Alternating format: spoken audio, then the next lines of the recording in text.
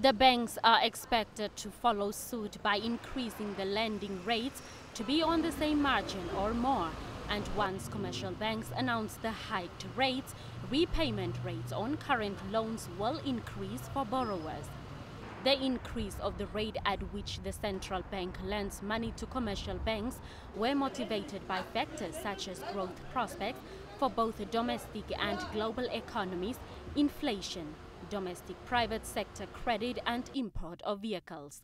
Global economic growth improved during the first quarter of 2014 owing to growth in most advanced economies, while the performance of emerging markets have softened but remains within the expected levels.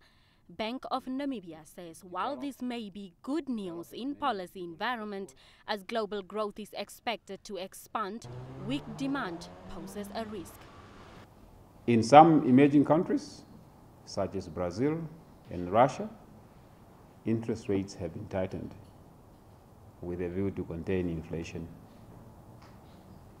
However, in others, such as our neighbor South Africa and India, interest rates have been left unchanged since our last monetary policy meeting. On the domestic front, economic growth recorded in the first quarter of 2014 was driven by construction activities, wholesale and retail trade. However, sectors such as livestock farming and uranium underperformed during the first 3 months of this year. Another central factor is the inflation rate, which has shown a rising trend from 4.9% recorded in December last year to 6.1% in May 2014. This increase was ignited by increases in food and transport costs, which is expected to average around 6% for this year. The central bank also cautions about the increase in domestic private sector credit to 15.8% from 14.3%, owing to installment credit and overdraft loans. We remain concerned, we have said this before, about the widening gap between exports and imports, what is called the trade balance.